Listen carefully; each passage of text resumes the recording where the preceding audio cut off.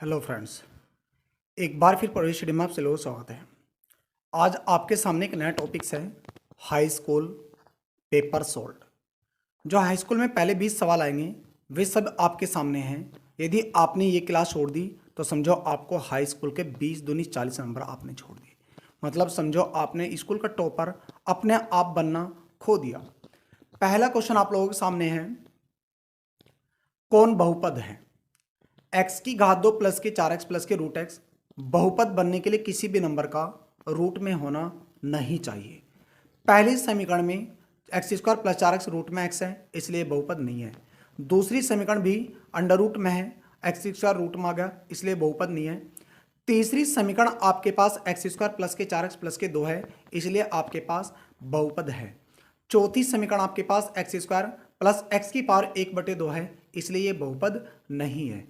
इसलिए पहले क्वेश्चन का राइट आंसर आपके पास हुआ सी। क्वेश्चन नंबर 2 देखते हैं, कौन परिमेय व्यंजन है? परिमेय व्यंजन वे समीकरण होते हैं जिनके फैक्टर करने पर उन समीकरणों का मान बिल्कुल एक सरल रेखा a x square plus b plus c या a x plus b plus c के रूप में प्राप्त होता है।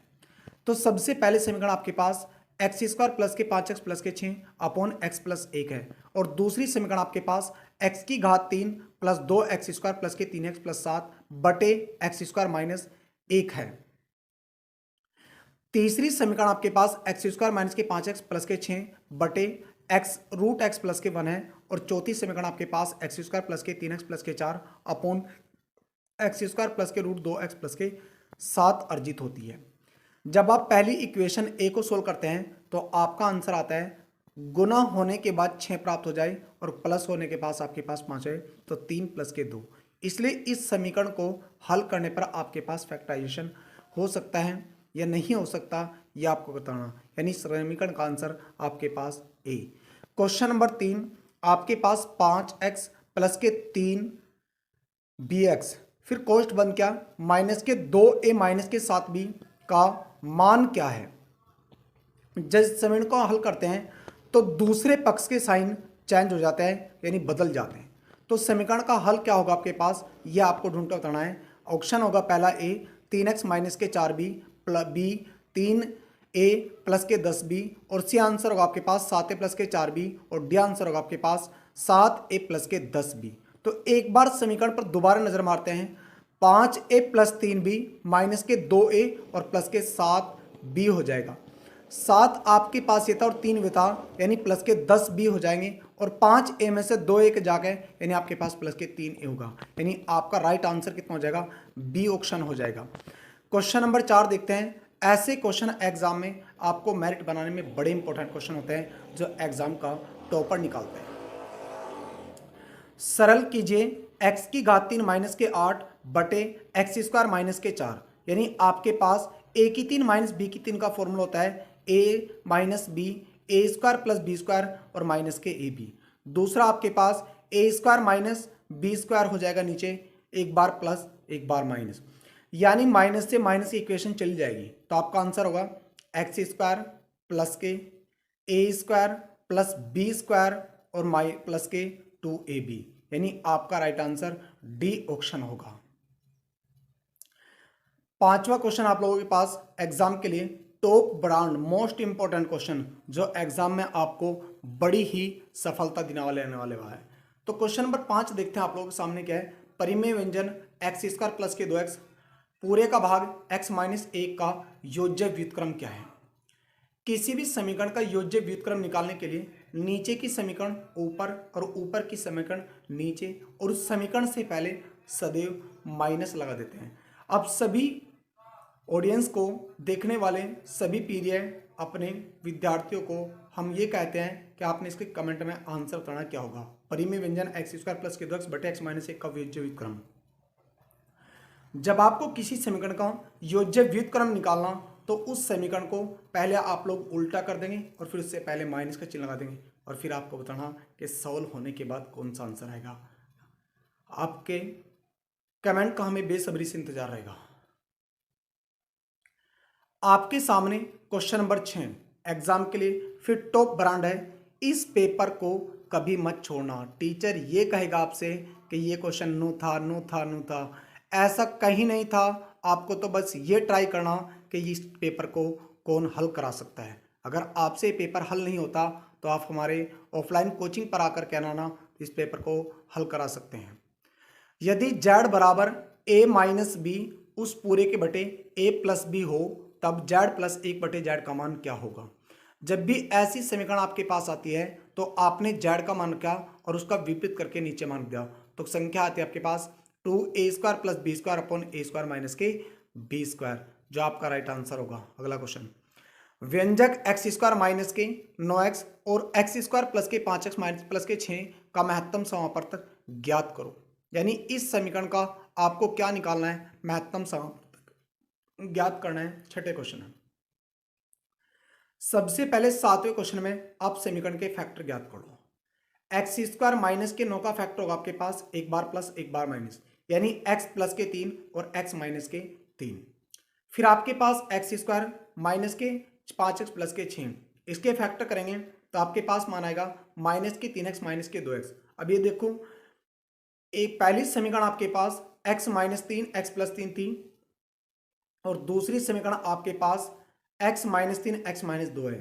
तब ये चेक करो कि दोनों समीकरणों में कॉमन क्या है, तो दोनों समीकरणों में कॉमन है x माइनस 3, इसलिए आपका राइट आंसर हुआ सी।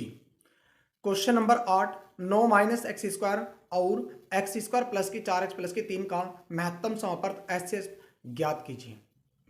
यदि किसी स्टूडेंट को ऐसा लगता है कि स्पीड ज़्यादा है तो आप लोग हमें कमेंट में बता सकते हैं कि ऐसी ही और वीडियो के लिए स्पीड अधिक होनी चाहिए या कम।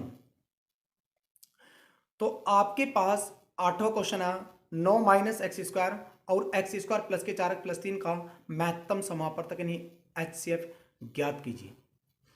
9 माइनस x² आपके सामने है, इसको आपने एक बार प्लस किया और एक बार माइनस, यानी 9 को लिख सकते हैं आप लोग 3 प्लस x और 3 माइनस x। दूसरी समीकरण आपके सामने गुना होकर 3 आ जाए प्लस होकर 4, तो 3 प्लस 1 x प्लस 3 और x प्लस 1।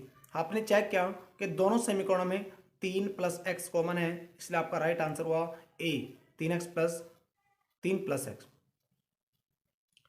आपके पास 9वां क्वेश्चन है, व्यंजकों 4x और 4x² का लेस है कितना होगा, यानी एलसीएम आपको ज्ञात करना। सबसे पहले दोनों के साथ कॉमन ट्राई किया तो 4x हुआ, आपने 4x रख लिया। फिर यहां पर चेक किया कि y² रह गया, तो इसलिए आप लिखो y² भी रहेगा। जब भी किसी समीकरण को आपको लेस है ज्ञात करना है तो उस पूरी समीकरण में आपको पहले कॉमन रख लेना, फिर जो भी संख्या नंबर्स शेष रह जाता है उसको भी साथ ही लिख लेना है, तो आपका राइट आंसर होगा 4x प्लस के y²। क्वेश्चन नंबर 10 की ओर आते हैं। आपके पास एग्जाम का टॉप मोस्ट क्वेश्चन, देखते हैं आप लोग कैसे इसको समझते हैं। तो आपका क्वेश्चन है, द्विघात समीकरण ax² प्लस के प्लस c बराबर 0 के शून्यांक ज्ञात कीजिए। शून्यांकों का मतलब है कि यहाँ पर समीकरण में a और b की वैल्यू क्या होगी। जो आपके पास a और b होगा वही इस समीकरण के शून्यांक कहलाएंगे। यानी आपके पास a और b यदि सोल्व हो जाता है तो इस समीकरण के शून्यांक यानी कोफिशिएंट यानी गुणांक यानी सोल्व कहलाते हैं। क्वेश्चन नंबर 11 देखिए, आप लोगों के पास बहुत ही इंपॉर्टेंट क्वेश्चन है। क्वेश्चन नंबर 11, कौन सी समीकरण द्विघात समीकरण होगी। तो द्विघात समीकरण वो समीकरण होती है जो आपके पास ax² plus b plus c बराबर 0 के रूप में होती है, और उसमें जो आपके पास a होता है यानी x² का कोफिशिएंट या गुणांक होता है, उसका मान कभी भी शून्य नहीं होना चाहिए। तो समीकरण 1 को यानी a पार्ट को सोल्व करते हैं तो आपके पास इक्वेशन आती है x² माइनस x प्लस 1 बराबर 0, यानी इक्वेशन a एक द्विघात समीकरण है। इक्वेशन बी में जब x की गुणा x² में करेंगे तो 3 घात आ जाएंगी, इसलिए त्रिघात समीकरण है, द्विघात समीकरण नहीं है। सी ऑप्शन में आपके पास पहले ही ऑलरेडी त्रिघात समीकरण है, इसलिए ये भी आपके पास द्विघात समीकरण नहीं हो सकती। डी ऑप्शन में आपके पास स्क्वायर रूट में x आ गया डिवाइड में, जब उसको सोल्व करेंगे तो डिवाइड से आप x को हटा नहीं पाएंगे, इसलिए यह समीकरण भी एक द्विघात समीकरण नहीं हो सकती। अगले क्वेश्चन की ओर आते हैं, जो आपके पास एग्जाम का टॉप मोस्ट वांटेड क्वेश्चनों की श्रेणी से आते हैं। तो क्वेश्चन नंबर आपके पास 12। सबसे पहला क्वेश्चन आपके पास ये है, 9x² माइनस के 3x माइनस के 2 बराबर 0 का हल बताओ। 9x² माइनस के 3x माइनस 0 का हल ज्ञात करो, यानी आपको इस समीकरण में x की वैल्यू निकालनी। यदि आप इस समीकरण में x की वैल्यू रखते हैं और LHS में वैल्यू रखने के बाद RHS 0 हो जाता है, यदि इस समीकरण में मान रखने के बाद दूसरा पक्ष पहले पक्ष में x y z के स्थान पर यानी x के स्थान पर -1/2 रखते हैं, तो वह इस समीकरण का हल कहलाता है। यदि वो मान रखने के बाद इस समीकरण का हल शून्य नहीं होता, तो वह इस समीकरण का हल नहीं हो सकता। क्वेश्चन नंबर 13 की ओर आते हैं। समीकरण 9x² माइनस के 8 माइनस के kx प्लस के 81 बराबर 0 के मूल समान है। जब किसी समीकरण के मूल समान हो तो आपके पास एक फॉर्मूला होता है विविध कर, d² माइनस के 4ac, d² माइनस के 4ac। आपके पास a का मान 9, b का मान k और c का मान 81 अर्जित होता है। यानी आपके पास इस समीकरण में a का मान 9, b का मान k और c का मान 81 अर्जित होता है। इसलिए b² बराबर -4ac रखने के बाद b² माइनस के 4ac रखने के बाद जब इस समीकरण को सोल्व करते हैं तो आपके पास k का मान +-27 अर्जित होता है, जो k का मान राइट होता है। इसलिए क्वेश्चन नंबर 13 में k की वैल्यू आपके पास +-27 होगी। क्वेश्चन नंबर 14, वह समीकरण बताओ जिसके मूल -5 और 6 हैं। एक द्विघात समीकरण आपको ज्ञात करनी जिसके मूल आपके पास अर्जित होते हैं -5 और +6। एक द्विघात समीकरण आपके पास जो स्टैंडर्ड फॉर्म में प्राप्त होती है, तो वह द्विघात समीकरण होती है आप लोगों के पास x² minus alpha plus beta minus x² minus मूलों का योग इंटू x और प्लस मूलों का गुणनफल और बराबर आपके पास क्या होता है 0। तो इस प्रकार आप जब इस समीकरण को सोल्व करते हैं तो अल्फा प्लस बीटा यानी मूलों का योग आपके पास +1 होता है और मूलों का गुणनफल आपके पास -30 होता है। इसलिए समीकरण होगी x² माइनस x माइनस 30 बराबर 0, यानी इस समीकरण का राइट आंसर होगा आप लोगों के पास C। क्वेश्चन नंबर 15 आप लोगों के सामने है। तो क्वेश्चन नंबर 15 में देखते हैं आप लोगों के पास क्या समीकरण x² प्लस के x प्लस 3 बराबर 0 का एक मूल 1 है, तब k का मान क्या होगा। जब किसी समीकरण का एक मूल ज्ञात हो तो वह x का मान होता है और समीकरण में x के स्थान पर रखने का उस समीकरण का दूसरा मूल या उस समीकरण में a b c d का मान या k का मान ज्ञात हो जाता है। जब आप इस समीकरण में x बराबर 1 रखेंगे तो 1 प्लस k प्लस 3 बराबर 0 यानी k प्लस 4 बराबर 0 यानी k बराबर -k4। तो इस समीकरण का सोल्व होगा k बराबर -k4। क्वेश्चन नंबर 16 समीकरण 3x² माइनस के 4x बराबर 0 के मूलों का गुणनफल कितना होगा। यानी इस समीकरण के आपको मूलों का गुणनफल ज्ञात करना। आपके पास क्वेश्चन हुआ 3x² बराबर -k प्लस के 4x। आपने यहाँ पर जब x को डिवाइड किया तो आपके पास x डिवाइड होगा, यानी 3x बराबर 4 यानी x बराबर +3/4। यहाँ पर राइट आंसर हुआ आपके पास 4/3, जो एग्जाम के लिए रॉन्ग है। आपको समीकरण हल करने के लिए नहीं कहेगी समीकरण में, इस इक्वेशन में, इस प्रश्न में आपको ये कहा गया है कि दी गई जो समीकरण है उसमें मूलों का गुणनफल कितना होता है, और समीकरण के मूलों का गुणनफल C/A होता है। इसमें C की वैल्यू 0 है, इसलिए इस समीकरण के मूलों का गुणनफल भी आपके पास 0 होगा। नेक्स्ट क्वेश्चन आता है आप लोगों के सामने, क्वेश्चन नंबर 17 समीकरण 3x² माइनस के 5x प्लस 2 बराबर 0 के मूलों का योगफल कितना होगा।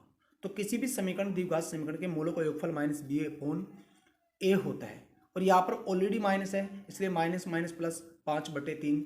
तो 17 क्वेश्चन का राइट आंसर आपके पास बी होगा। यदि अल्फा और बीटा समीकरण 2x² माइनस के 3x प्लस के 5 बराबर 0 के मूल हो तो समीकरण में x² प्लस अल्फा² प्लस बीटा और प्लस बीटा² प्लस अल्फा का मान कुल कितना होगा। तो आपने इस पूरी समीकरण से कॉमन निकाल लिया अल्फा बीटा। जब आप समीकरण से अल्फा बीटा को कॉमन निकालते हैं तो आपके पास क्वेश्चन आता है अल्फा प्लस बीटा, यानी इस समीकरण को सोल्व करने के बाद आपका राइट आंसर कितना होगा। तो तो सबसे पहला आपके पास सी अपॉन ए, फिर आपके पास माइनस बी अपॉन ए, यानी सोल्व करेंगे तो प्लस 15/4 इस समीकरण का राइट आंसर आपके सामने होगा। क्वेश्चन नंबर आपके पास 19। तो क्वेश्चन 19 देखते हैं आप लोगों के सामने क्या दिखाई दे रहा है। तो क्वेश्चन 19 आप लोगों के सामने है, वाई का मान बताओ अंडर रूट में √6 प्लस वाई, यानी अंडर रूट में y plus 6 minus under root में वाई माइनस 1 बराबर वाई माइनस 9 की समीकरण में हल होगा। तो आपको मान निकालना है कि वाई का मान क्या होगा। सबसे पहले समीकरण के दोनों पक्षों का आप वर्ग कर देंगे। जिस समय समीकरण के दोनों पक्षों का आप वर्ग करते हैं तो उस समय आपके पास रूट हट जाएंगे। फिर वाई वाली और अचर पद दोनों एक साथ उठा लेंगे और उसके बाद जो अंडर रूट में संख्या बचेगी उसको दूसरी साइड में उठा के ले जाएंगे और फिर उस समीकरण का आप लोग क्या कर देंगे, वर्ग कर देंगे। जब वर्ग करेंगे तो आपके पास एक द्विघात समीकरण प्राप्त होगी। जब भी द्विघात समीकरण प्राप्त होता है उस समीकरण के दो मूल होते हैं, तो इसलिए आपका राइट आंसर होगा +10 और -22/3, जो इस आंसर में डी क्वेश्चन है। दो क्रमागत सम संख्या को ज्ञात करो जिनके वर्गों का योगफल 10 और 60 है। तो आपके पास 22 का वर्ग किया तो 484 और 24 का वर्ग किया 576। जब आपने दोनों को प्लस किया तो 1060 हुआ, इसलिए आपका राइट आंसर ए। अगले क्वेश्चन की ओर बढ़ते हैं। दो संख्याओं का योगफल 7 तथा उनका गुणनफल 6 प्राप्त होता है। दोनों संख्याएं क्या है? दो संख्याओं का योगफल 7, उनका गुणनफल 6 है, तो संख्याएं कितनी होगी ये चेक करना। तो आपके पास फर्स्ट पॉइंट हुआ 1 और 6, यानी दोनों को योग करेंगे तो 7 आ जाएगा और दोनों की गुणा करेंगे तो 6 आएगा, इसलिए आपका राइट आंसर हुआ ए। क्वेश्चन नंबर आपके पास 22। तो क्वेश्चन 22 क्या था आप लोगों के पास, देखते हैं। क्वेश्चन 22 आप लोगों के सामने जो एग्जाम के लिए बहुत ही इंपॉर्टेंट क्वेश्चन है। x² 5 = 20 का हल क्या होगा? जब आप लोग इस 5 की 20 में गुना करेंगे तो आपका राइट आंसर आएगा शो। x² शो, इसलिए x बराबर ±10 अर्जित हो जाएगा, जो राइट आंसर आपका कहलाएगा। क्वेश्चन नंबर 23 की ओर चलते हैं। समीकरण से x² + के bx + a = 0 के मूलों का योगफल कितना होगा? तो समीकरण में a के स्थान पर c आया हुआ है, इसलिए समीकरण के मूलों का योगफल -b/c, यानी बी आंसर आपके पास राइट होगा। अगले क्वेश्चन की ओर बढ़ते हैं, जो एग्जाम के लिए टॉप ब्रांड सिक्वेशन के साथ आपका क्वेश्चन है। Question number 24। तो क्वेश्चन नंबर 24 में देखते हैं आपके साथ क्या लिखा हुआ है। x² + के 4x + 4 = 0 के मूल है, यानी इस समीकरण में ये चेक करो कि b² - 4ac का मान यदि 0 से बड़ा अर्जित होता है तो समीकरण के मूल वास्तविक और असमान होंगे। यदि b² - 4ac का मान 0 से छोटा आता है तो मान काल्पनिक और असमान होंगे। यदि इस समीकरण में सोल्व करने के बाद मान 0 प्राप्त होता है तो वह समीकरण आपके पास वास्तविक और समान होगी। अगले क्वेश्चन की ओर बढ़ते हैं। Question number 25। कोई धन पूर्णांक अपने वर्ग से 42 कम है, वह संख्या क्या है? यानी आप लोगों ने सबसे पहले 7 का वर्ग किया, तो 7 का वर्ग करने के बाद आपके पास कितना अर्जित होता है? जब आप 7 का वर्ग करते हैं 49 में से जब आप 7 घटाते हैं तो कितना आता है? 42 अर्जित होता है, यानी आपका राइट आंसर 7 होगा। अगले क्वेश्चन की ओर आते हैं। क्वेश्चन नंबर आपके पास कितना है? कोस 15 डिग्री, यानी कोस 15 को आप क्या लिख सकते हैं? 45 - 30। कोस 45 - 3 यानी कोस ए कोस बी प्लस साइन ए साइन बी, यानी आपका राइट आंसर होगा √3 + 1/2 √2, जो आपके पास कोस 15 का मान होगा। अब आप क्वेश्चन चेक करते हैं tan 15 का मान कितना होगा। तो tan 15 का मान आप लोगों के पास tan 45 - के tan 30, tan 45 - के tan 30 बराबर होता है tan a - b। तो tan a - b का फॉर्मूला आप लोगों के पास होगा tan a - tan b बटे 1 + tan a × tan b। तो tan 30 का जब आप मान निकालते हैं तो √3 + 1 बटे √3 - 1, यानी √3 - 1 बटे √3 + 1 हो जाएगा। तो वहाँ से जब आप इक्वेशन का वर्क करेंगे तो 4 को डिवाइड करेंगे, यानी आपका राइट आंसर आएगा 2 - √3। क्वेश्चन नंबर 28 की ओर चलते हैं। साइन 2a का मान हल कीजिए। यानी साइन 2a का जिसको फॉर्मूला याद है उसका राइट आंसर है, जिसको सूत्र याद नहीं हो सकता वह इस क्वेश्चन का कभी भी राइट आंसर नहीं दे सकता। साइन 2a का फॉर्मूला होता है 2 sin a इंटू कोश a। आप लोगों के पास साइन 126 का मान ज्ञात करना है, जो एग्जाम के लिए टॉप मोस्ट वांटेड लोगों की श्रेणी में आता है। इसको लिख सकते हैं आप लोग साइन 180 माइनस के साइन 180 माइनस के 54 डिग्री, और आपका राइट आंसर डी होगा, जो आप लोगों ने सभी में कमेंट करके हमें बताना है। साइन ए प्लस बी प्लस साइन ए माइनस बी का मान कुल कितना होगा ये चेक करना है। तो साइन ए प्लस बी प्लस साइन ए माइनस बी का फॉर्मूला है 2 साइन ए कोश बी, यानी आपका राइट आंसर होगा ए। क्वेश्चन नंबर 31 की ओर आते हैं सभी लोगों से। ये कहा 2 cos 5 theta into sine 7 theta का मान कुल कितना होगा। 2 कोस ए साइन बी का फॉर्मूला आप लोग याद करना। 2 साइन ए कोस बी कोस 2 साइन ए कोस बी का फॉर्मूला आप लोगों के पास होता है। स्टार्टिंग में कोस इसलिए समीकरण में माइनस, अगर माइनस ए की समीकरण में वो आपका राइट आंसर होगा बी।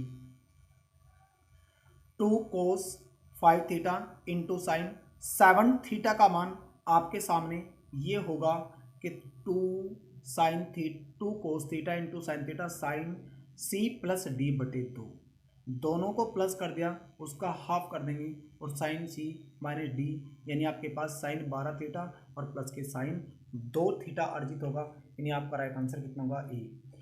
क्वेश्चन नंबर 32 जो आप लोगों के पास बहुत ही मोस्ट इंपॉर्टेंट है। यदि साइन थीटा बराबर 4/5 हो तो कोस 2 थीटा का मान कितना होगा।